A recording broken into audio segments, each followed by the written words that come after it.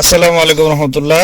এই জায়গায় এই বন্ধ বিল্ডিংটার মধ্যে দেখুন, এই পাশে কোনো জানালা নেই, কিন্তু এখানে দেখুন দুইটি জানালা করে দেওয়া হয়েছে।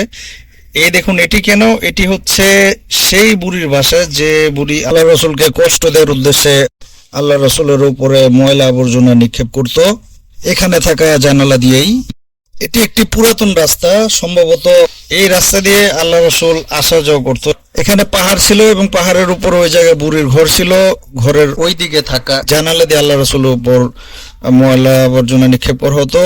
সম্ভবত এই বুড়ি এই পথেই কাটা দিয়ে রাখতো আল্লাহ রসুলের পথে। আল্লাহ রসুলের কষ্ট দেওয়ার স্মৃতি হিসেবে এই জানালার জায়গাটি রাখা হয়েছে।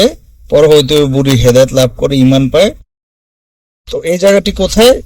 এই জায়গাটি হচ্ছে আপনারা যখন পবিত্র কাবা তওয়াফ করার পরে সাফা মারওয়া সাই করে যখন বেরোবেন, তখন একটু বাম দিকে গেলেই এই ঘর, এই রাস্তাটি আপনারা দেখতে পাবেন। এখানে আরো জায়গা আছে, দেখুন এই পাহাড়টি হচ্ছে সেই পাহাড় যেখানে আল্লাহ রসুল দাঁড়িয়ে ইশারার মাধ্যমে চাঁদ দ্বিখণ্ডিত করেছিল। এটি নিয়ে আমরা এর পরে ভিডিওটি বানিয়েছি, আপনারা দেখতে পারেন। আল্লাহ রসুলের কবর মুবারক আসলে দেখতে কেমন তা দেখতে ডান দিকের ভিডিওটি ক্লিক করুন। আর আল্লাহ রসুলের রওজা মুবারকের জালির উপর কি কি লেখা আছে তা জানতে বাম দিকের ভিডিওটি ক্লিক করুন।